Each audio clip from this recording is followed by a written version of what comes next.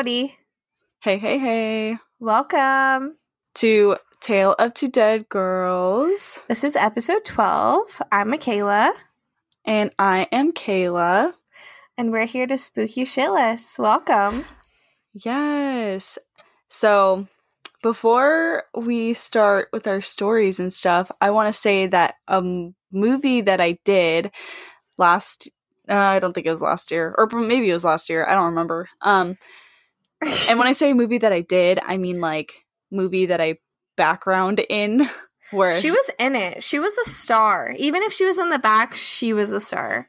I definitely was, and I was at the last 5 minutes of the movie, but it's chill. Worth every moment. Anyways, yeah, it's really cool though because you can see my face clear on the screen. Yeah, I did. Okay, so this movie is only on Hulu. Hell and yeah. It's called Culture Shock. It just came out on Hulu. I need to watch it. Yes, watch it. But anyways, I guess some people hate it because it's probably cheesy, but you know what? Just go watch it the last 10 minutes and you'll see me. The best things in life are cheesy. That's true. Like Killer Clowns from Outer Space. I'm a huge advocate for that movie. Please watch it. It's a classic. It's so good. I just watched it last night on YouTube. It's free on YouTube, so go watch that now. Hell yeah. Things I've been watching, I've been watching...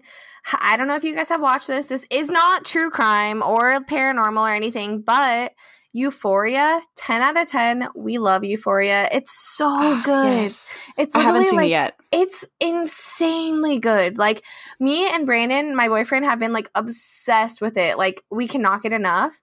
Also, another thing on Hulu/HBO is I Love You Now Die, which is about that girl who basically harassed her boyfriend over text messages to kill her, to kill himself. Was please do it. Yeah, do it. That was a shitty time.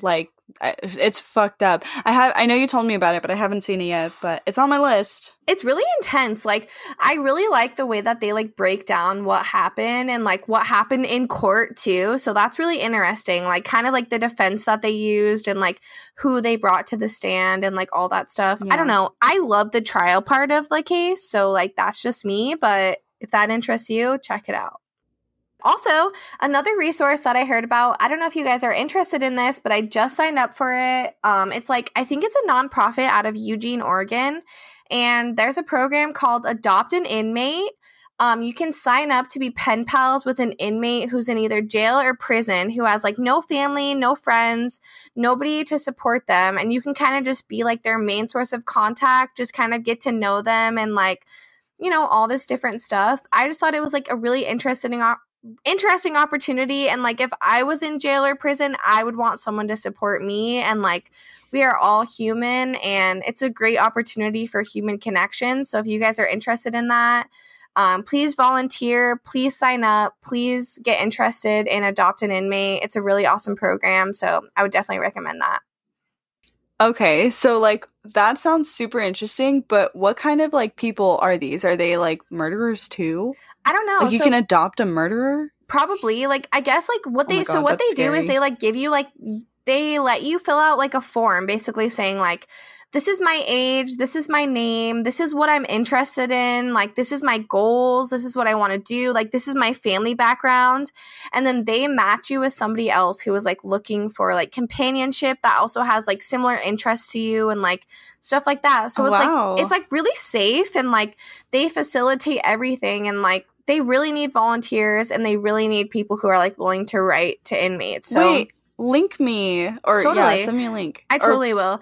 Yeah, I saw somebody that I follow in my animal rights community, which if you guys don't know, I'm a huge animal rights activist, but somebody I follow posted that they got a gift from somebody who's in prison or jail who sent them this awesome handmade rose, and it really sparked my interest. Cute. Yeah, I have a background with some family members who are in prison, so it's just something that interests me, and I know that everybody who is in prison is human and needs somebody to care and just connect with and some hope outside, Yeah. Wait, can I talk to you about like Yeah, totally. okay, so I know where you stand with that. Like I know how you believe that like they're all like humans and they all should be treated like people, right? Totally. And so I like, kind of feel differently. Like I feel the same, but like also I kind of have like that Like like limit. hesitance. Yeah. It's like a limit where, and so okay, so I was looking online to see, like the murders in like where I live, and I found a case where this murderer, like this guy who's like in prison, he's locked up for murder.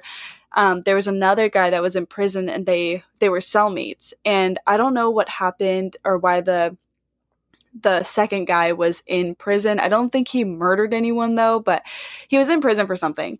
And the other guy, the murderer, so the first guy, he decapitated this guy's head inside goodness. his cell. Yeah. Like, so how do you feel about that? Do you still feel like someone like that who can just like, because that guy's already in there for life, so he just feels like he can just like he doesn't kill have any people reason to live. yeah, like there's no reason to like even try to be good because he's not getting out. Totally. So like how do you feel about people like that just aren't good? So basically, like, this is my feeling, is like most people that go to prison don't go to prison for murder or jail. They don't go to prison for jail. It's like white collar crimes or like burglary or theft or like even murder. But who knows? It maybe isn't sociopathic, but like if you are a sociopath and you don't feel like any feelings towards human beings, or you don't feel that human beings deserve to live, or if you feel pleasure from committing murder, that's a different story. It's like you are not able to be rehabilitated and you want to kill. Like that is what your MO is, and that is what you love, and that is what you feel like you need to do. That is like a different breed of person, and I feel like that's a very minuscule amount of people in our society. I think that like most people are able to be rehabilitated or do feel guilt for the crimes that they commit. And I think like if you're that person, you definitely deserve support. You definitely deserve to like be rehabilitated and like taught skills to like go back out in the world. If you're a person who genuinely wants to kill people and children or humans just in general, and you think that's satisfying and what your life purpose is, then that's a different story. It's like you don't really deserve to be let out ever. Like if you really want to murder and that makes you feel good, that's not normal. Okay, yeah, we're on the same page then. Totally. Like I just think like the majority of people aren't out to kill, but like some are. Some definitely are. And that's a thing that we have to deal with. But most people that are imprisoned are human beings that are just like you and me, who have made a small mistake or a big mistake or succumbed to peer pressure or whatever it may be. And like now they're being punished for it for a long period of time. And that's really difficult to cope with. So, they deserve support. Yeah. Okay. Yes. Now I'm glad I understand that now, because I was like, Makaela, why? But yes. Totally. And like I am fascinated by people who are sociopaths. Like I would love to learn why you think the way that you think and like why you feel that way. But like I'm not trying to like help you. Like you are beyond the point of, helping. Like that's you've made your decision, and that's what you want to do. Yeah. It's sad that people like are, can be like that. It's scary. I guess it's like balance. It's like if we were all totally normal, like that wouldn't make sense. It's like we're all different and we all like different things. And like, even if it's not okay and I don't condone it, it's like, I get it to an extent. Like I get like why it happens and like how it takes place, or like that, like certain types of anger, like fuel you to want to rebel against life and like people and human beings. And like I don't know, it's just like a really complicated subject. Like I can't really I wouldn't murder somebody unless it was for self-defense and like I had to. But same. Some people just like think it's like the only way to be happy and the only way to like not even be happy but like sexually get off or like things like that. It's like I know it's really sad, but it's just what it is. It is what it is. Yep. Welcome to our podcast. We talk about murder and true crime. Hello. And then paranormal Yes, and Ooh. paranormal and literally everything. Email us your Yes. stories. Do you have a story you want to tell? We'd love to tell it for you. Email us, Yes. taleoftwodadgirls@gmail.com. Yes, do that. Okay. Well, should we start? Yeah, let's jump in. Let's get it started. Okay, so I'm going first today. And I chose my story off of a place that I've been to. Ooh. So this is like a haunted place. Cool. Yeah, and this is in Colorado. Ooh. And it's called, well, it's a road. So this road is called Riverdale Road. Like the show. And yeah, like the show. Yeah. So yeah, it's called Riverdale Road, and it's considered, I think, one, if not the most haunted road in Colorado. Damn. I'm excited. Yeah, so this road is located near the city of Thornton and runs about 11 miles long. This place seems to have a lot of horrifying legends and tons of spooky encounters by people who drive down looking for, to be spooked. We love a good spook. There's also been deaths on and near this road as well, and Native American. There is a Native American burial ground, or it was a Native, or it is. You know what I'm saying. That always is like setting you up for failure. Bad news. Yes. Here we go. Yes. And Indian ghosts are like the worst kind of ghosts. They really like torment you. It's because they've literally been like suppressed by white people who have made them suffer. Yes. So like, bitch, let's get back at these stupid white people, please. Yes. Yes. So it's unknown when paranormal activity started happening, though given the spirits of ghost slaves, it's safe to assume that, spooky shit has been happening on this road since the 1850s. Whoa, that's a long time. Yeah. Okay, so the main spooky thing about this place would be the gates of hell, which were physical iron gates that are no longer there, but what remains is the partial shell of an old mansion, which was called the Wolpert Mansion. Damn. On Friday, November 28th, 1975, at approximately 1 a.m., the house was burned to the ground.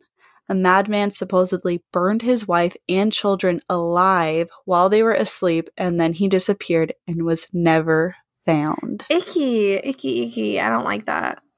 The charred plot of land was what was left, and there's said to be a lady in white who wanders the area. Oh my god. She's joined by the ghosts of slaves that hung from a tree that is now charred. People have seen bodies of slaves hanging from the cottonwood trees. The lady in white walks the road by the gates, assumed to be his wife. She searches the street for her murdered children or even her husband. If you drive down the road, expect to see her in your rearview mirror as you pass by that spot. Jesus Christ. Many people believe there is an actual portal to the hell on this specific road where those gates were. Portal to the hell? That's not what I meant. The hell. The one and only hell. Welcome, folks. Portal. You know what? I think I was typing in the underworld, but I was like, wait, that's not really the same thing. Like, dun, kind dun, of, dun. but like, kind of. I have a side note about this. So, like, in my town where I'm from, there's this cult. I can't remember what it's called, but I will definitely get back to you on this name. But there's a woman in white who lives in our town, and she has sworn off herself from speaking. So she's completely silent, and she will hand you a card and say, like, I do not speak for my religion and, like, stuff like that. And people, like, take her to get, like, groceries and, like, normal. She's, like, a hitchhiker, and, like, everybody trusts her and, like, will take her. And so that's my side note. People are... And she's real? Like, she's not totally a ghost? real. She's totally real. Oh. Like, my grandma gives her rides sometime, like, all the time. What? Yeah. Insane. So weird. Okay. So yeah. people believe that there's, an actual portal to hell, and that might explain why so many demons have been conjured up in an underground chicken coop near a set of underground tunnels. In those tunnels, it's said to have demonic-looking graffiti, and oftentimes people found headless animals, mostly birds, lying on the concrete in the center of the buildings. Also, people would hear footsteps in the tunnels even when they are standing still. Ew. Yeah, it's gross. I hate it. It's gross. So another common story is the ghost jogger. One night, a man was out jogging by himself on Riverdale Road. A car came speeding and hit the man, and he was left to die on the side of the road. Some say that he haunts this road looking for his killer in every passing car. Apparently, he will spook people who are parked at the top of what is called Joggers Hill, which is a road off of Riverdale Road that leads up to a hill that overlooks the city lights. Honestly, I can't remember if I saw that when I went there, but apparently that's a hill. Yeah, some sort of hill. It's a hill. It's a hill. People have said that they've heard sounds of feet running toward them. They can hear a loud heartbeat and fists beating into the sides of their cars and handprints appearing on the windows. Oh, no. Legend says that if the jogger gets to your driver's side window, you might just die. So there's another spirit that hangs around, and it's of a young boy. While on his way to school, he got hit by a car, and now he wanders the road at night and smears his bloody handprints on every street sign as he walks by them. The prints are always gone by the morning. Damn. Now, there was a comment on one of the articles that I read about the lady in white and the little boy, and this is what she said. Quote, I have personally seen the lady in white and the little boy. Both simply seemed to be passing. The woman disappeared upon walking behind a streetlight, and the boy disappeared after I looked away. I saw a car coming from another street. I don't go out too late anymore. Damn. Me either. I probably wouldn't. Fuck that. If I saw a ghost, I'm gonna get me out. stay in. Get nice and cozy with some Shark Tank, whatever. I still haven't seen that. What? I know. I feel, every time I hear about Shark Tank, I think it's like a cartoon. I feel personally victimized by that statement. I've literally been nonstop watching Shark Tank. Like, I need to invent the latest invention to have, like, so basically, Kayla, what they do is they, like, have people on there. They, like, think of, like, awesome inventions, and then they, like, pitch it to, like, millionaires or billionaires who will invest in it. So good. Is that, like, oh, I was thinking that's like Mythbusters, but that's definitely not the same thing. What the fuck? I don't know. I don't know, okay? Please solve if our invention will work. Oh, God. Okay. We're trying, okay? Okay. So, there's more creepiness. Hell yeah. Okay, so there's a phantom Camaro, apparently. Oh, that sounds like my high school. Yeah, wait, why? Honestly, everybody in my high school was like, my dream car's a Camaro. And I was like, girl, you have rich parents. I'm sorry, I don't have rich parents. Okay, when I was like 5 years old, I probably wasn't 5. I was like 10 playing, MASH. All of like my vehicles, all of my vehicles would be like limo, a Lamborghini, and I don't even know how to spell these. Okay, honestly, when I was like a kid, until I was like maybe in like the 9th grade, my dream car was a white Escalade. Like, girl, how much do you want to kill our earth? Like, stop. Your gas guzzler is not okay. That is so funny. Mine was the Batman mobile. Oh my god, dreaming was big. Like, I'm here for that. It looks so fucking cool. I was like, I want that. I love it. Oh my god. Okay, so yes, a phantom Camaro. So in the 70s, a driver that was driving a Camaro was speeding down the road when they had a fatal crash.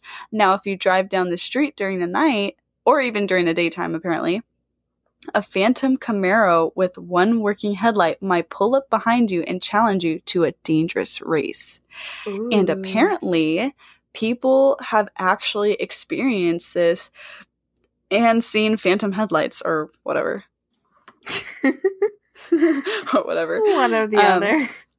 And then here's another thing that this thing is like super, super popular in the ghosty world. So there's a ghost hitchhiker in this area too. Ooh. One night, a woman pulled over to pick someone up who was hitchhiking, and as soon as she opened the door, or the ghost opened the door, the passenger door, the woman hitchhiker disappeared. Ooh. I'm scared to hitchhike. Yeah. Like, would you do it? I wouldn't hitchhike, but when I was in Iceland, I picked up like a couple of different hitchhikers. Really? Yeah. Tell me their stories. Okay, the first time I picked up hitchhikers, it was two women. Honestly, I don't really remember much about them because they didn't really talk. Okay. Maybe they didn't speak good English, and that's like embarrassing. No, I don't think they.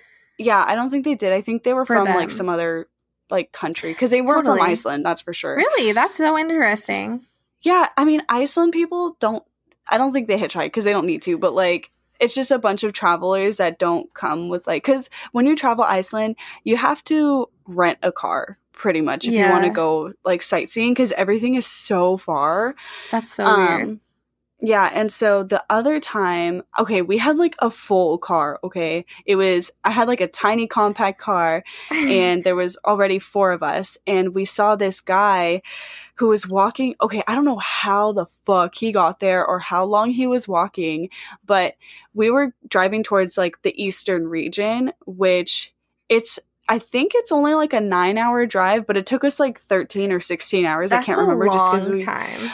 We kept stopping, but it's like to go from one side of the country to the other, that's pretty short. Totally. You know, that is short. So like, I mean, because from California to Texas, that's 16 hours, and that's, you know, only half of the country. So from California to Oregon, it's 17 hours to Portland. That's like the bottom. So that's San like from Diego to Portland, 17 hours. Yeah. So yeah, it's like smaller than that. Can you believe that? Iceland is crazy. So tiny. Iceland is a little baby country.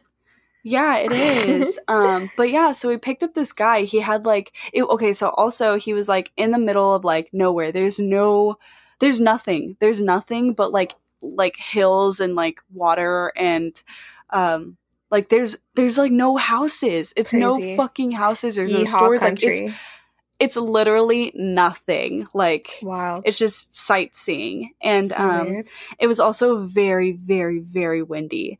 And so I saw him, he was by himself, and it's also really cold because it's windy too. And so he had like his whole like backpacking stuff, and our car was full, like the trunk was full, everything was full. And so I was like, we need to like, I don't want to, like, we need to pick him up, you know? So I stopped and we picked him up, and our car was even more packed.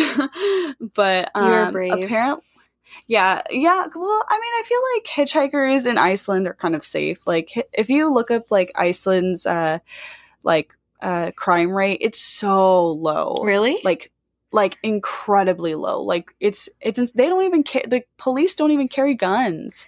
I love that. For them. It's a very safe country. But yeah, and I forget where he was from, but we took him to our hostel that we were going to, or it was like an Airbnb hostel kind of thing. And he told us that he just bought a one-way ticket, and now he's trying to like figure out what he's going to do. Like, he was very adventurous, where he just moves and just travels and like doesn't go home. How do you even live? Like, how do you eat? I don't know, but he pulled out his like bottle of like Hennessy, and he had like a can of beans in his bag, and I think that was it. But honey, she's doing it. Yeah. So that was he was fine. I don't really remember too much of that car ride or like what we talked about, but I remember we were just like super stoked and like excited trying to like make sure that we get to see the Northern Lights because that was like the last day of the season to see Northern Lights, and we got to see them. You but they were did? super faint. Yeah, they were super faint though. But I saw the little green lights just like dancing in the sky. Oh, it was so amazing. You heard it here first. You need to follow us because Kayla saw the Northern Lights. So we're famous now. I saw the Northern Lights. Yes. Yes. And Kayla's on it was a freaking dream. movie. So what are you doing? Subscribe a few, already. Hello. Totally. A few movies and some TV shows. Like, come on now. She's famous. I'm in the presence of a star. Except no one literally fucking gives a shit about me. Like, they'll be like, oh, that's just another person in the background. I give a shit about you and your nice cream recipes, okay? That's the only thing I live for in this life. I made that today. Yes! I've literally been constantly craving nice cream. I haven't made it yet, but every single time I'm like, Kayla would tell me to make this fucking nice cream. I need to. Yes, do it. We should be like a cooking channel too. We should. Or whatever. You guys want to see us cook? Cook spooky food. We'll do it. Oh, that'd be so fun. Okay, like, you know what I want to make? Spooky vegan food. Yes, I'm vegan, and we will only show you vegan food in this house, okay? Yes. But what I want to make is, like, spooky, like, intestine cinnamon rolls. Ooh, that sounds bomb as fuck. Yes! All we need is some, them, like, or, like, food coloring. Make them, like, kind of, yes, like, yes! Yes.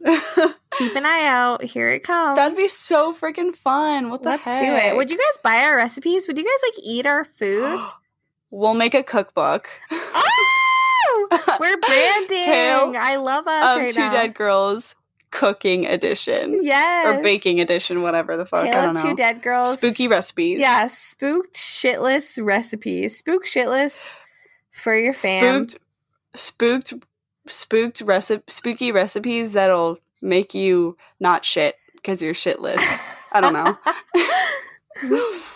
Love it.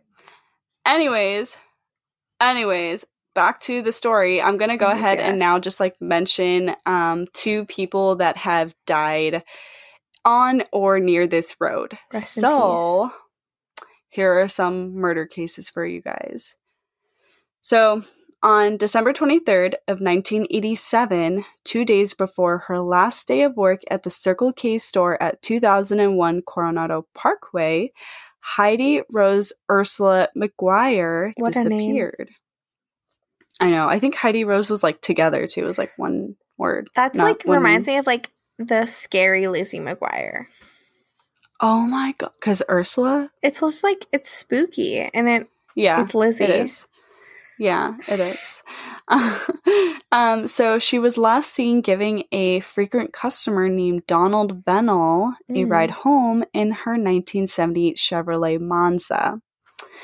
5 days after her disappearance, her car was found in a ditch near East 112th Avenue and Riverdale Road. Snow tracks indicated that she or whoever was driving her car had made a U-turn on 112th and slid into the ditch.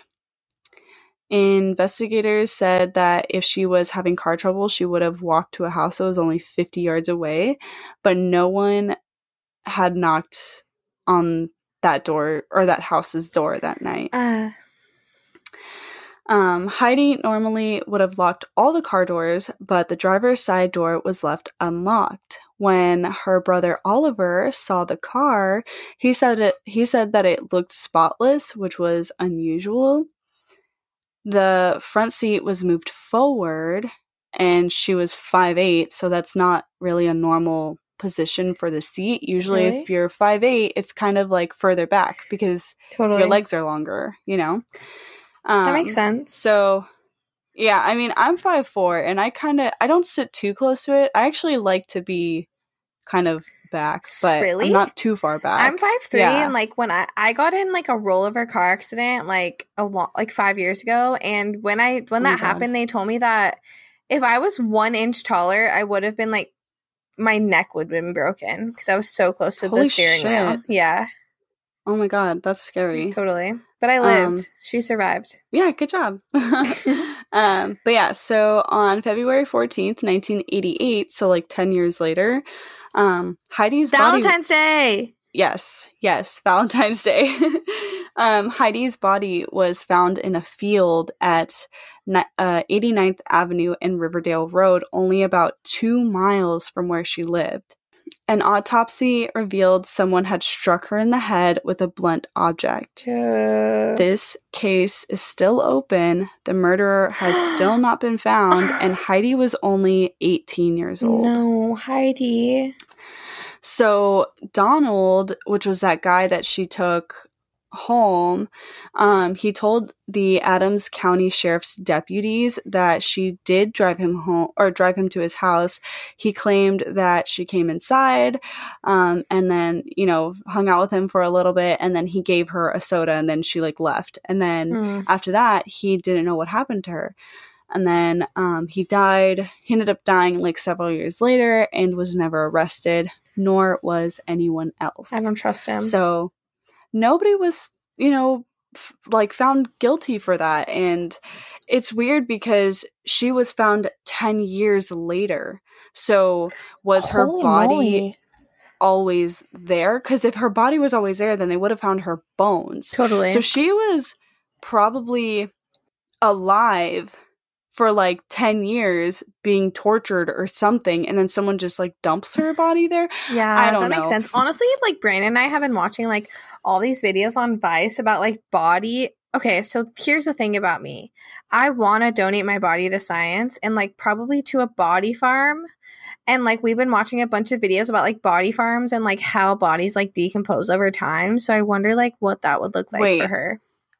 What is a body farm? You don't know? Okay, so basically a body farm is like so you like donate your body to science, and then that body is donated to the body farm, and so your like dead body, even either like naked or clothed, is like put onto like land in like whatever area that they make, you know, and it basically shows like how either like animals deal with like decomposition, or like how bugs do it, or like how your body just decomposes with like no weather or like with weather, like all this stuff. It basically like teaches people who are like investigating homicides like what a body would look like in the 4 seasons and like all that stuff, you know? What the fuck? It's so interesting. I love it. It's so interesting to learn about. Like that's crazy. That kind of not really, but like body farm kind of reminds me of also, this is going to be a spoiler if you haven't seen Riverdale season 3. Haven't seen it. Oh shit, then never mind, I can't tell you. Wait, no, do you watch okay. Riverdale? I don't watch Riverdale. It's okay, you can tell us. You should watch it though, because it's amazing. But spoiler, you know, whatever. So in season 3, the farm, which is like a cult house kind of thing. They were like kind of who was it? One of the characters like found out that, or caught them. They would like do surgery on the people that were staying at the farm, and they would take out certain of their organs, and they would store them in like little boxes or whatever. And yeah, it's like fucking weird. So that just kind of reminded me of the body farm. They would like take out their organs and store it for one person only, to make sure she lives or something. Crazy. I don't know. It's some weird ass shit. Totally. Gnarly. Okay. Yeah. So, I have one more, like murder or death story. Yes. So this one was more recent. Okay. So Natalie Bollinger, I think it's Bollinger, who was 19, left her home on December 28th, 2017. She never came back home, and so the family reported her missing that night. The next day, a pedestrian found her body with a gunshot wound to the head on the side of a dirt road near East 116th Avenue and Riverdale Road. A 23-year-old man named Joseph Michael Lopez pled guilty to her murder. He told detectives he came across an online ad an online ad that said woman seeking, or not that said, but in that section, the woman seeking men Totally. thing. Craigslist shit. Yeah, it is on Craigslist. So it was on Craigslist with the headline, "I want to put a hit on myself." The two had more than 100 texts between one another, and using a fake hitman persona, Lopez agreed to kill her for an unspecified fee. He said in an interview that he responded to Natalie's post with a fake persona he used to convince her that he was a hitman who could help her commit suicide. He went into some detail about an application he uses to create those personas. He told police that he picked her up from her apartment on the 28th of December and that she wanted to be killed, quote, on her knees, executed from behind. Oh, poor baby. Natalie apparently brought a gun with her, and she told him she was having problems with her boyfriend. The boyfriend had reported her missing also. He said that his Glock pistol was missing from his home. Lopez initially told investigators that he drove around to talk Natalie out of her plan, and then he took her back home. But data from the cell phone location showed him at the scene of the shooting, and so he told them that she killed herself in that area, even as he pleaded with her not to do it. But when police told him her autopsy report showed that someone else killed her, that's when he admitted to shooting her in the head. Ugh, what a bitch. He said they met later that day and looked for a place where Natalie could die. He said that she, quote, knelt down on the ground and that he knelt down along her left side and slightly in front of her. They both said a prayer. Shaking, he got up, closed his eyes, and shot Natalie in the head at close range. He left with her purse and the pistol and put it under the spare tire in his car. Lopez told the police that Natalie said he could sell the gun later. Yeah, weird.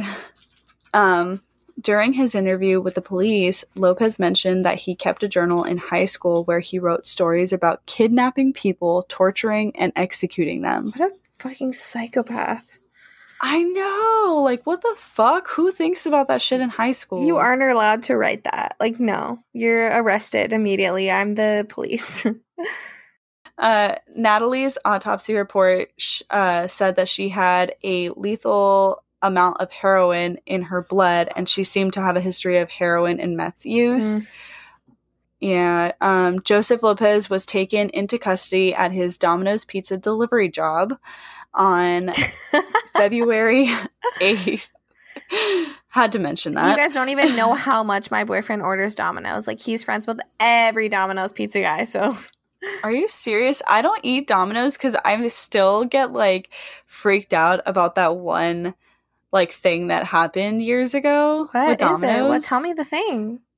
It, like, where they got, like, someone got recorded, like, from, like, in the kitchen. He was, like, rubbing his ass on the pizza. Oh!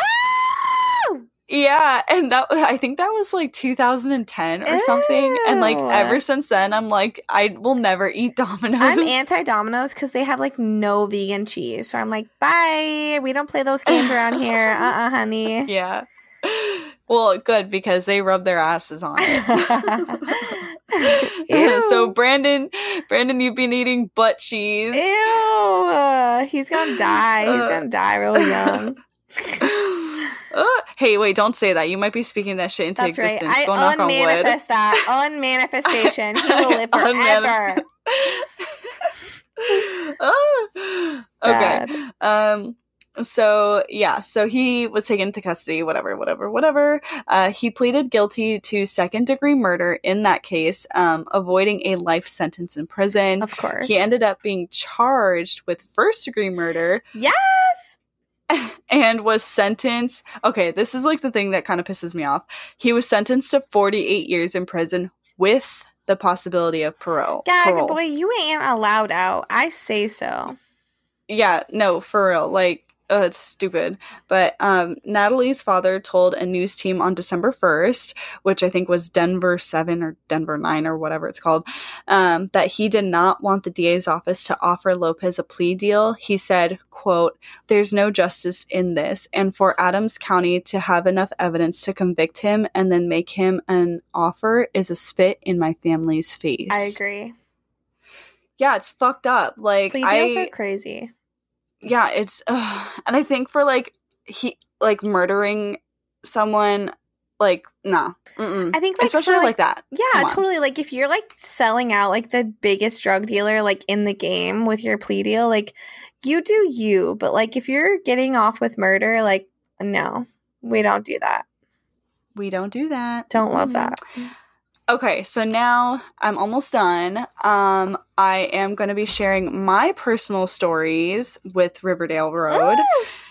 Yes. So, okay. So I also actually got pictures of like a ghost. What? But I know. It's so fucking crazy, whatever. Creepy, and, baby.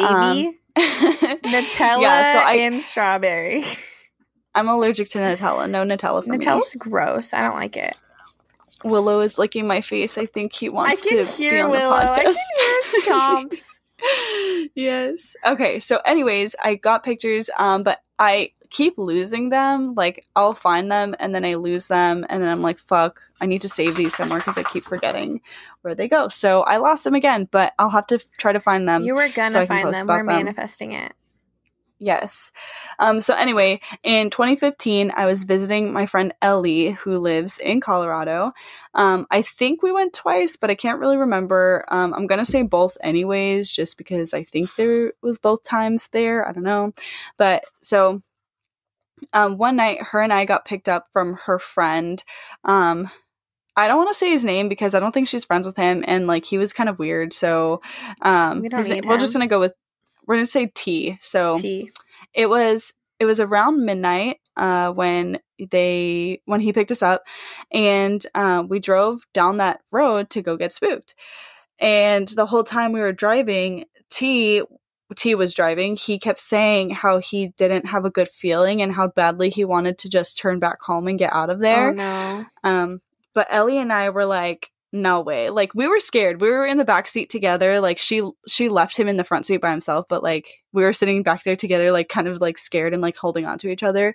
And he was just like, I don't have a good feeling. Like, he would keep saying it. And would you like some cheese with that wine? Vegan cheese, please. So we drove past this tree that supposedly people have seen that lady in white or someone hanging from it. And so I took pictures of it, and or as we were slowing down, and I inspected the photos after, and I found a fucking ghost. Like, that's where I found the ghost. And it was like the face of a ghost inside a tree or something. I don't know. Damn. But yeah, it was super creepy, and we got like super like spooked out. And so her friend, or T, he kept saying that I have a bad feeling. So then we finally left. But I remember Ellie telling me that her and her other friend went one time before that, and they saw that tree, and then they both, when they got home, like they both had the same nightmare of a woman and that tree. I don't remember what she said happened in the nightmare, but I remember her saying that it was like super scary, like just like terrifying. Spooky. Now, another time, a different friend picked us up, and I can't remember if it was Riverdale Road or not, but I'm just going to assume it was. So we drove down and stopped at some abandoned houses, and let me tell you, I did not have a good feeling at them. Like, I was terrified and just did not feel fine. Safe, and yeah. I love spooky shit. Like, I'm like, yes, let's go. Let's do it. But I was actually really scared, and I don't get scared like that. But there were desks and books and dolls and dead animals like birds on the floor, and it was just really fucking scary, and I wasn't having it. So, oh, my dog is barking. Willow! Just ignore that. But yeah, so then we left. See, the thing is, like, I was being, like, the baby of that. Like, I was being a wimp. And so I kept telling everyone, there was only 2 people. I kept telling them that I was scared and, like, I wanted to leave. So I was, like, the annoying one that just wanted to go. But whatever. I didn't fucking feel right. And I stayed in the car and I was, like, terrified by myself. Like, some of the times that they went into other buildings. Trust your gut, baby girl. But yeah, so that was it. We were in there with, like, no flashlights besides our phones, and yeah, that was it. Fuck that. Damn. Riverdale Road in Colorado. Don't go to Riverdale Road. Here's a pro tip. Don't. Don't do it. So my story this week is literally, like, probably the craziest story I've done yet. I'm just going to give you guys a hard trigger warning. Like, if you guys are against, like, abuse of children, sexual abuse, anything like that, probably don't listen to this. Like, it's very gruesome. It's very hard to hear. It is very upsetting and it's very disrupting. It's hard for me even to hear and write, and there are several crime scene photos, so be aware of that. I'm definitely going to be posting those on our Instagram, so if that makes you uncomfortable, I'll definitely post a trigger warning on our Instagram, but just beware. Yikes. Yeah, it's very intense. It's just crazy. Like, honestly, you'll just hear it. It gets worse and worse and worse as time goes on. And I guess I'll just jump into it. This is a story of Sylvia Marie Likens. She was born on January 3rd, 1949. She was born in Indianapolis, and that's where she grew up. Her parents were carnival workers. They sold soda, beer, candy, all that good. I love that. I know. They love the carnival. They traveled all the time. So basically, Sylvia was one of 5 children. She was the 3rd child. And before she was born, 2 sets of fraternal twins were born, or 1 set of fraternal twins was born. And they were named Diana and Daniel. And then after her, another set of fraternal twins was born, and they were named Jenny and Benny. So what? Diana and Daniel and Jenny and Benny, like, real creative. Like, okay. Yeah. So basically, like, Sylvia's parents were broke. They were dirt broke. They were moving all the time, and only her brothers could stay with the parents when they traveled. Sylvia and Jenny had to stay behind with their grandmother or other relatives because Jenny had developed polio at some point, so they felt that it wasn't safe for her to stay, and they didn't want either Jenny or Sylvia's schoolwork to suffer, so they were like, whatever, stay back, it's fine. Sylvia is going to be the main point of this story, and she was an awesome teenager. She was confident. She was kind. She loved music, especially, like, the Beatles. She loved roller skating. She would hold up Jenny when they went roller skating so that she could skate in the roller rink. Like, even though she had one kind of bunk leg from her polio, she would help her use her strong leg and, like, roller skate with her. Sylvia had long brown hair. She was missing a front tooth due to a childhood game gone wrong when she was 17. Or was 17. 7. Oh, fuck. I know, like, way off. 17. That sucks. She rarely smiled because she was just, like, embarrassed about missing her front tooth. Once she was a teenager, she became just a normal teenager. She worked for her money. She did ironing jobs. She ran errands. She babysat, all that stuff that we all did. On July 3rd of 1965, Sylvia's mother, Elizabeth, or some called her Betty, was arrested for shoplifting, and she was put in jail.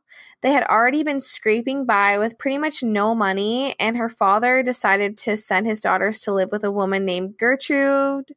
I believe it's Gertrude. Yeah, Gertrude Baniszewski. I think it's Baniszewski. It's Baniszuski, which I think it's Baniszewski from what I've heard, like, pronounced on news. Sounds like it. Yeah. So he basically left his kids, Jenny and Sylvia, with her so that he could go back to working at the carnival. Gertrude was the mom of 2 girls that Sylvia and Jenny had been going to school with. Their school was Arsenal Technical High School, and I don't know, he trusted her. He was like, they all go to school together. She's a mom. It's fine. So he decided to set up an agreement that for $20 a week, Gertrude would watch them and he would send her that $20. So they moved into 3850 East New York Street, and shortly after the 4th of July, and then their father had planned to come back in November because the carnival was only seasonal, so they would just work their job and then come back and get their kids. So a little bit of background on Gertrude. She was born in 1928, also in Indianapolis. She grew up with 5 siblings. Her father died in front of her suddenly at 50 years old from a heart attack. So she was kind of like scarred from that. It's very like hard to watch that happen. So a couple years later, she dropped out of school at age 16 and she fell in love with John Stefan Banajeski. John had a horrible temper, but the couple stayed together for 10 years and they were eventually divorced. Wow. During that time when they were married, John would beat his wife, but they ended up having 4 children together. So she was like, whatever, kids are kids. It's fine. Wow. After her first marriage, she met Edward Guthrie. Her marriage with him only lasted 3 months. And then she decided to remarry John, the guy who she had originally married. And they ended up having 2 more kids. So at this point, count as 6. Jeez. 6 kids, yeah. He would often abuse Gertrude. And after their son was born, it was just like all over. So basically, she remarried again to this man named Dennis Lee Wright. They had another kid, and then she filed to get child support from Dennis, but Dennis rarely paid for what he was supposed to pay. He was behind on child support, and basically the most money that she got was from John, her first husband, also her third husband, and he was a policeman, so he would send her money about like for their kids, and she would live off of that money. Whenever he would miss checks, she would do odd jobs such as ironing clothes, cleaning, sewing, all that good stuff, whatever she could do to make a quick buck. So now that Sylvia and Jenny were living with her, at first things were going well. She was totally fine. They went to Sunday school with her kids. They sang along with records with one of her daughters named Stephanie. They helped around the house. They did chores, and they rarely got in trouble. They were pretty impeccable. You know, they didn't do anything really wrong. So eventually Lester, their dad, started making payments a little bit late. They started coming like 1 or 2 days late and then a week late and so on and so on. Gertrude was already depressed and irritable because she had had a miscarriage. She was divorced. She was just trying to make ends meet. She had 7 kids plus Sylvia and Jenny. So 9 kids in total. It was just a lot to take care of. Yeah, it was a lot. And so she decided, why not take it out on Sylvia and Jenny? They're the problem, right? She started beating their bare butts with several different instruments, such as 1/4-inch paddles. Sylvia and Jenny were beaten 15 times on the behind after one of Gertrude's daughters said that they ate too much food at church. And oh my God. Yeah, she was pretty much fully evil. She told them that she took care of the 2 little bitches for a week for nothing because her payment had been late. Jesus Christ. You know, that kind of reminds me of like Mommy Dearest with like the abuse part. Totally. She was just like, I don't want to deal with this. Like, you're going to suffer for it. Fuck. So, on the weekends when the girls came home from school, Gertrude started refusing to give Sylvia, the oldest daughter, food. And she forced her to live off of food from the garbage or table scraps, and she would also beat her like all the time. Gertrude accused Sylvia of stealing candy that she had purchased with her own money and humiliated her in front of their entire family, all the Banajeskis, when she found out that Sylvia had a boyfriend. Oh my God. Gertrude's oldest daughter, Paula, had confided in everyone, mostly Sylvia, saying that she was pregnant, but she slut-shamed Sylvia along with Gertrude by kicking her in the genitals, even though it was Paula who was pregnant. And Gertrude refused to believe that her daughter could take part in that and that her daughter could be guilty of being pregnant. So, oh my God. Yeah, she was just like, not my kid. But the abuse kept getting worse and worse and worse and worse. And one night, Gertrude invited over a neighborhood boy named Randy Gordon Lepper. Her, Randy, and Paula, one of her daughters, force-fed Sylvia a hot dog with tons of toppings and spices until she vomited it up, and then they forced her to eat everything that she had vomited up. Ew, that's you know, this kind of reminds me of I was starting to think it was it, but it's not. Have you seen that movie, The Girl Next Door? I haven't, but I've heard of like, have you ever heard of that? Okay, when I was young, like the biggest abuse book was like A Boy Named It. A Child Called It. Yeah, A Child Called It. Yeah, I've never read it, but I want to read it. I have it. Oh my god, it's the best. It's so fucking sad. I need to read it. Yeah, you need to. But yeah, if you haven't seen The Girl Next Door, everybody, go watch it. It's fucked up and it's mean. So, but Sucks. just watch it. It's good. Totally. So they made her eat everything. Gertrude's daughters, Paula and Stephanie, really were like one of the main contributors to the abuse. They claimed that Sylvia had spread a rumor about them, saying that they were prostitutes. I'm only using that terminology because that's the terminology that was used in this time, and you'll see how that plays in later in the story. But basically, because of this, Stephanie's boyfriend, Coy Hubbard, attacked Sylvia. Basically, Stephanie's boyfriend and her sister Paula had beat the shit out of Sylvia, basically, mostly focusing on her teeth and her eyes, even though she had already been missing a tooth. Oh my god. They just beat her, and so bad until Paula broke her wrist.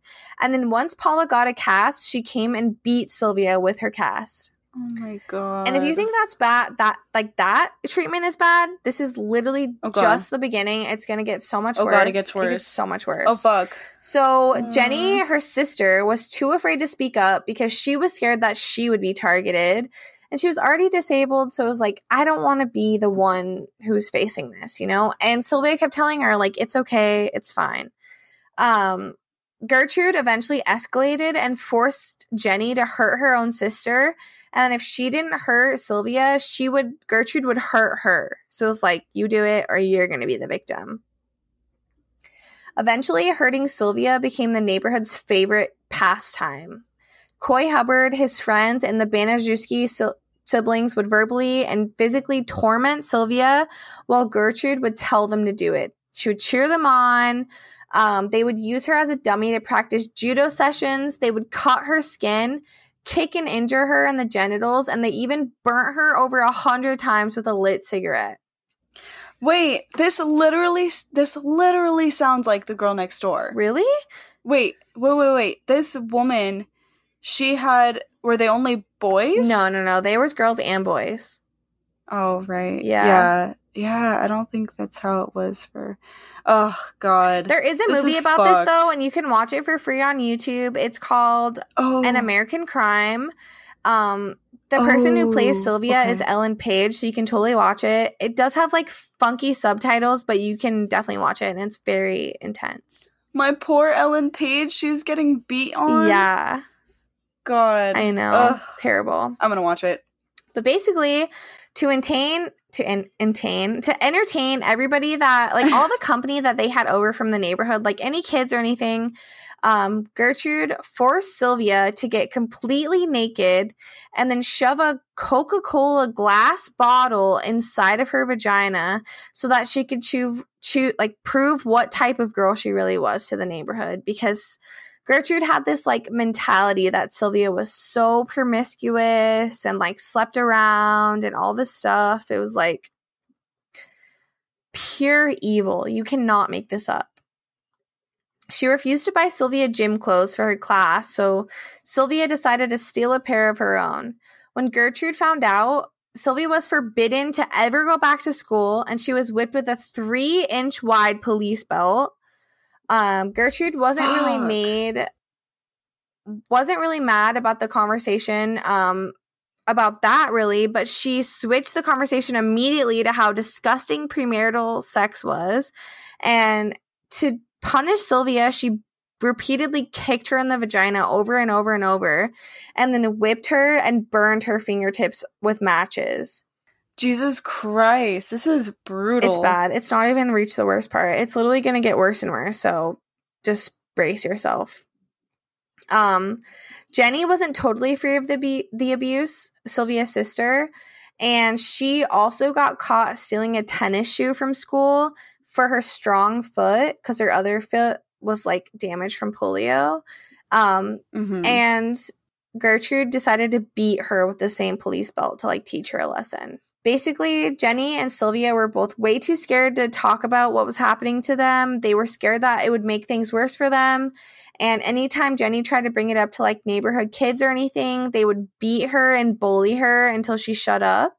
That's fucked up. So evil. It's literally just like so many layers of evil. It's a different time. It's like 1965. It's a different time. It really is. Yeah. Not saying that's excusing it, because it's definitely not.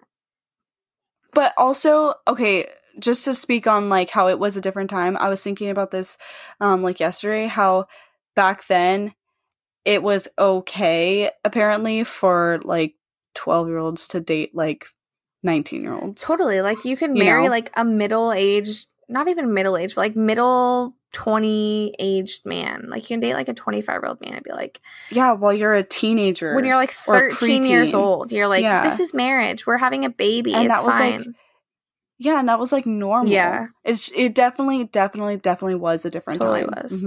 Totally.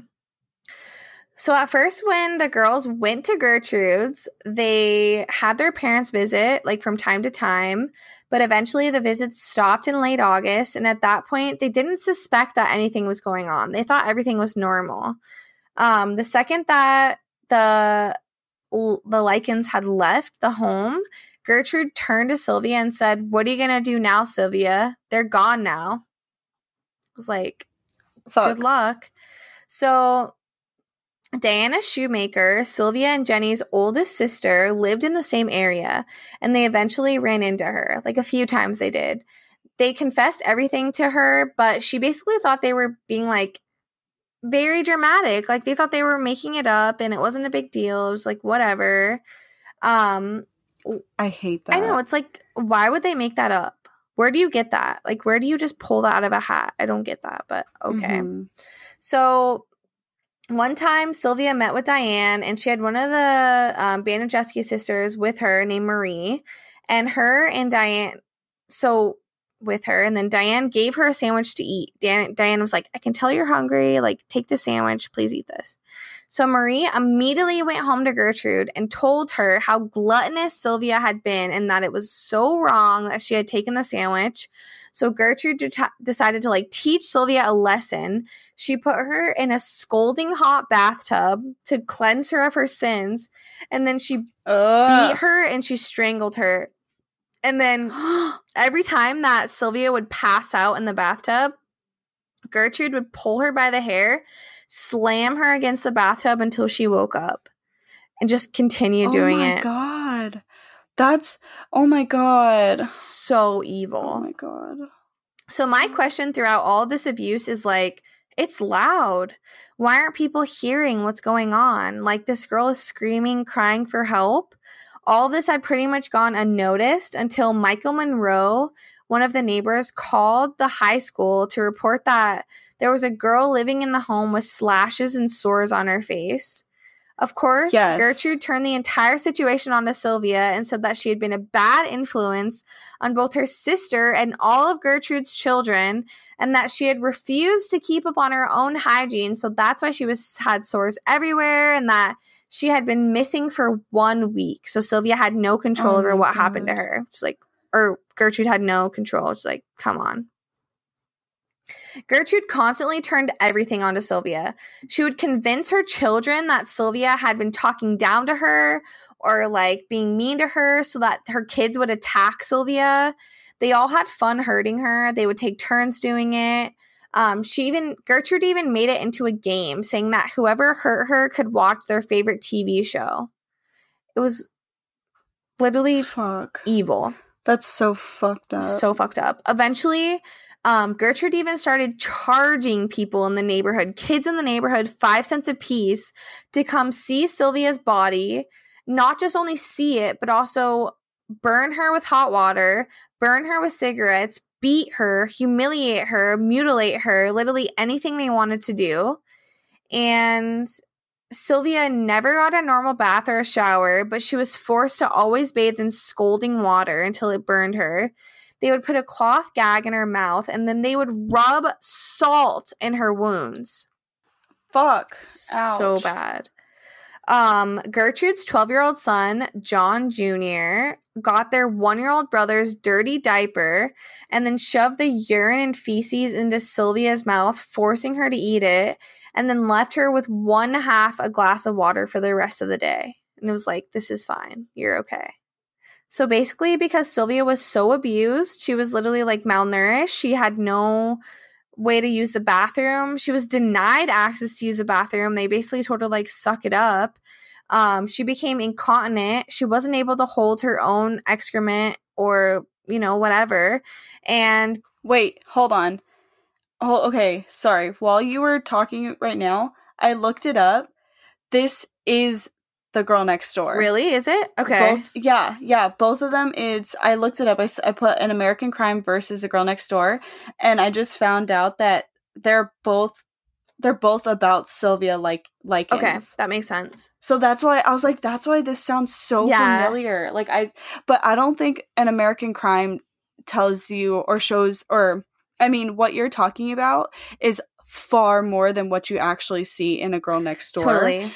It's very brutal in that one, but this is a lot more. Like, this is more than what you see. And fuck, it's so fucked up. God, it's so fucked up. It's literally evil. I'm honestly just kind of glad that this wasn't another story where it happened to another person, This was like a big, well-known thing. Yeah. So basically, because they abused her so bad, she couldn't hold her waist, and she couldn't hold her pee. She couldn't do anything. She was being made to wet herself constantly, and Gertrude didn't want to deal with it. So she basically, any time that she would have an accident, she was thrown into the basement and she was tied up. They would rarely give her anything she needed. She was naked, hungry, dehydrated, being beaten all the time in the basement. They would tie her up torture rack fashion, so her feet were barely touching the ground. She was just hanging. Yeah. And at one point, Gertrude decided she was going to show her some mercy, let her live upstairs as long as she didn't have any accidents. But Jenny secretly gave Sylvia a glass of water. She was dehydrated as fuck, and that made Sylvia wet herself throughout the night. And when Gertrude found out, she forced her to masturbate with a Coca-Cola bottle in front of all 7 of her children. And then, oh my God. And it's so evil. It's so evil. In the movie, it shows the Coca-Cola bottle breaking and in her? Yeah. Oh my God. This is fucking horrifying, dude. It's evil. This is such a fucked up story. It really is. They would put her so after she did that with the Coca-Cola bottle, they put her back in the basement and forced her to get naked. And then it gets worse, dude. It's so much worse. So Gertrude carved into her stomach with a heated needle, "I am a prostitute and proud of it." And when she couldn't finish, she had a neighborhood boy named Richard Hobbs, who was mentioned early in the story. She had him and one of her younger daughters named Shirley help finish carving it. And then they were supposed to burn an S into her, but they did it backwards. So it ended up looking like a 3 right under her left boob. And yeah, so she was literally branded for life. Later that night, Sylvia told her sister, Jenny, "I'm gonna die and I can feel it coming. I'm not okay. I will never be okay." Poor baby. So fucking, it's so sad. It's literally just why do you have to be this evil? Yeah. Gertrude constantly taunted Sylvia after she burned her and said, "You can never get married now. Who will ever want you with that on you?" And she forced her to write a letter stating that she had run away. Random anonymous boys had caused all of this pain and suffering to her, and that Gertrude was innocent. And then she tied her back up in the basement, forced her to eat crackers. But at that point, Sylvia was so over it, she told them to give the crackers to the dog. And because of that, they just beat the shit out of her. And then My God. the final straw. Wait, and she was also tied up down there, like, with her arms, like, spread out, like, up and spread out. Right? Yeah, she literally couldn't do anything. She was literally, like, trapped. Yeah. Yeah. So eventually, Fuck. Sylvia decided, like, I can't do this anymore. I have to get out. This is a nightmare. And she tried to escape. She got out the front door, but she was so weak, and Gertrude got to her before she could even get off of their property. So then Gertrude decided to get a curtain rod, beat Sylvia in the face to force her to eat a piece of toast, but she was so dehydrated that she couldn't process food. She couldn't eat food. And so Sylvia screamed and banged on the walls all night in hopes that somebody would hear her and help her.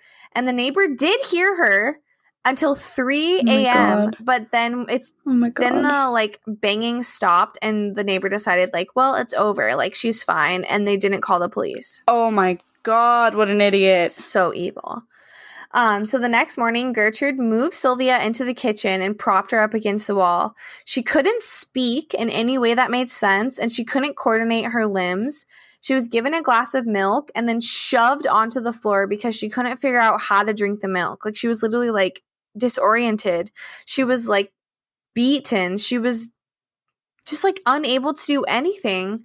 And she was literally they tried to get her to recite the alphabet, and all she could do is recite the first 4 letters. All the normal neighborhood kids that would come to beat her came and watched her as she sat in the basement. She tried to remember who everybody was, like, by saying, like, pointing and saying, like, you're John, you're Shirley, you're this, you're that. Everyone laughed at her and was basically like, this stupid girl. And they tried to feed her a rotten pear, but she couldn't eat it because she felt that her teeth were falling out. They were, like, loose from being beaten so bad. And one of the sons, John Jr., had sprayed Sylvia with his garden hose because Gertrude was like, just spray her down, whatever. She doesn't need a bath. It's fine.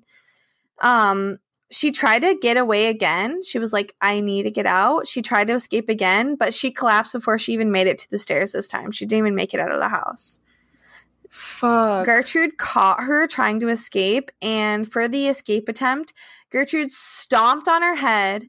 And then after that, Stephanie, one of the daughters, was like, you know what? I'm going to give her a warm, soapy bath, what she deserves, and help her. But on the way to carrying her to the bathroom, that was the end. Sylvia stopped breathing. What? And Gertrude told all the kids that she was just faking it. She was like, don't pay any attention to her. She's just trying to get attention, like, whatever. They eventually called the authorities on a payphone, and then when they got there, they found Sylvia's mutilated body on a dirty mattress, which I have photos of, so I'll definitely post a crime scene photo so you guys can see, like, what she looked like. Oh my God. I've never seen, like, the real, like, Sylvia, or, like, the real photos, or maybe I did, and I think they might have showed it in the Girl Next Door, but I don't remember. Oh my God. It's terrible, dude. Fuck. Send them to me before you post them. I want to see. I will. I'll send them to you, as soon as we finish this, so you can look at them. But they're literally, like, crazy. I sent them to my mom. My mom was like, what? So basically, Gertrude claimed that she had been trying to nurse her back to health for the past hour because Sylvia had run away and got hurt from random men. Jenny whispered to the police that if they got her out of that home, that she would tell them all the details. So they did, and during the autopsy, they found 150 wounds on Sylvia's body, including severe bruising, muscle and nerve damage, burns, and her vaginal cavity was so swollen, it was almost 100% swollen shut. Hey, didn't she, like, burn her, like, her vagina? She, like, put the lighter to her vagina? Probably. Honestly, she burnt her everywhere. They were, like, burning her with cigarettes all over and, like, kicking her and, like, hurting her and basically showing her, like, how filthy and disgusting women were. Just, like, not valid. That part was in the movie where they, like, she put a lighter to her, like, vagina. That's so and evil. I don't know if that was just for, Hollywood purposes or if that actually did happen. But, I mean, it sounds like it definitely might have. I totally think it probably did, honestly.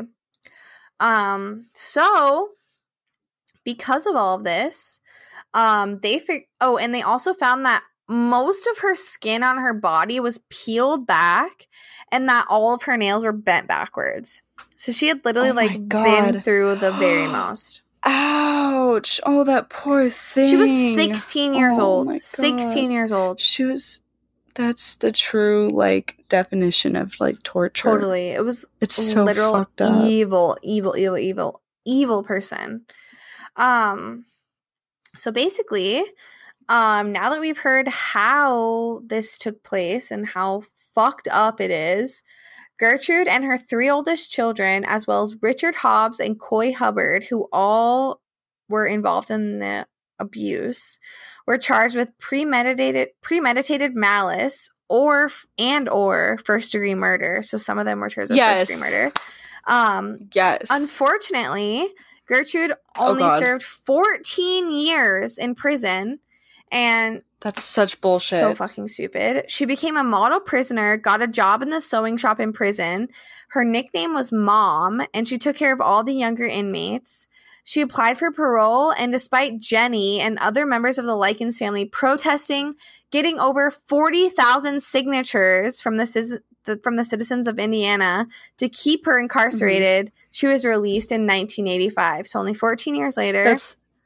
That's fucked. Evil. That's fucked. And then she died of lung cancer 5 years later at the age of 61. Thank God. Totally. Thank God. But some of the other people were released as well. Like her daughter, Paula, was released on parole. There was a couple other situations where they were released.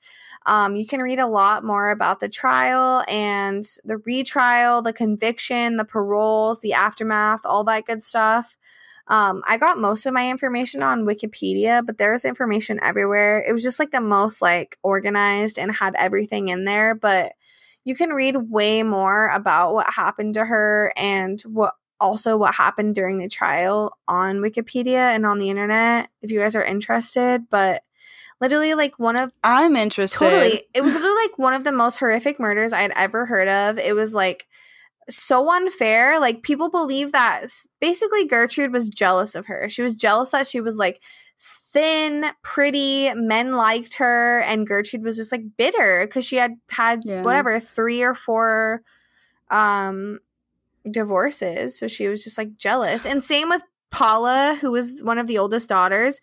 Paula was super jealous, and I'll post pictures of Paula so you can see what she looks like. But I have pictures of like the carvings on Sylvia's stomach, of like the tubs that were used, of Paula, of Gertrude. Didn't she have like, there was like a boy that was kind of like her saving grace, that wasn't really like, he didn't save her, but he like helped her. He would see everything and like helped her. I want to say he's one of the people that like participated in the abuse, because like in the movie it shows Evan Peters plays the character. Oh my God, Evan Peters is in it? Yeah, but like baby Evan Peters, like he's a straight up baby. Cute. I know, it's so funny. But anyways, like he helped Sylvia try to escape. He like got her in her car, and then Gertrude like walked in front of the car and was like, honey, come back in the house. Like, oh God. At every turn she tried to escape or they tried to get help, Gertrude made sure it didn't happen. Yeah. Literally so sad. Like, nobody deserves that, let alone somebody who's literally getting like babysat while their parents are at the carnival, and their parents like don't suspect anything, and like when they come back their kid is dead. Like, so sad. That was just so much to take in, dude. It was a lot. It literally was like reading this story was like a lot to even handle, and like watching the movie. Painful. It's so traumatic and evil, and like people like that literally, I don't even believe in the death penalty, but like, yo, you need to be hurt. You need to feel what that person felt. Like, that is not fair. It's not fair. That was a child. Like, that was a fucking child. A 16-year-old child who literally did nothing wrong. Nothing but be a teenager. Nothing but, like, be a normal person. A normal kid who went to Sunday school. Who literally, like, did what they could for the society. Like, whatever. It was just, like, evil. And like the worst part of it is that not only did she get enjoyment out of hurting Sylvia, she showed all of her kids how to get enjoyment out of it. And then she showed all of the neighborhood kids how to get enjoyment out of it. She was just like breeding murderers and sociopaths. It's fucked up. It's literally the worst type of evil. Yeah. Well, damn, that was a very like dark turn from my like ghosty story to like Riverdale Road to like literally pure brutalness. Yeah, it's fucked. Well, have you guys heard of this story? Let us know. Yeah, literally watch the movie. Let us know what you think. It does have like crazy subtitles on YouTube, but it's really interesting and I would totally suggest watching it. It has Ellen Page. It has some real Evan Peters, some like real big actors and actresses. So check it out. It's worth it. It is definitely like, it's not as graphic as what I described, but it definitely shows like some of the main points. Yeah, watch both of them then. Watch, and what is it, An American Crime, and then watch The Girl Next Door. Both of those. And if you guys are interested in hearing about like the testimony of Jenny and also like the trial and the pre-trial and throughout the whole situation, like check out Wikipedia and there's like tons of links online. So there's tons of good stuff, and I'll post some photos for you guys to see and like what Sylvia and Gertrude and Paula and everybody looked like, so you guys have like a good idea of like what. And they're all still alive? Most of them are dead. Like this happened in 1965, so I know that Gertrude for sure is dead. I'm not sure if Paula's dead, but I'm assuming maybe, just depending on like when. But she could totally be alive at this point, like depending on how old she Jenny was. Yeah, Jenny may be alive. She's probably like in her, like probably going to be 60 or in her 60s. Totally. And also like Sylvia was buried and the town like helped bury her. So she does have a grave, and she does have like a not only a grave, but she also has like a, what would you call it? Like is it like those like the tomb things? It's like a granite memorial, and never mind. It was made in 2001, so it wasn't like it happened in the time, but people like, you know, recognized her way after. It's like a 6-foot tall memorial. Wow, where is that at? It's in Willard Park, Indianapolis, and I'll post a picture of it so you guys can see. But yeah, it's like a big slab of, you know, stone, and then it has a picture of Sylvia, and it has like some kind words and her date of birth and her date of death and all of that.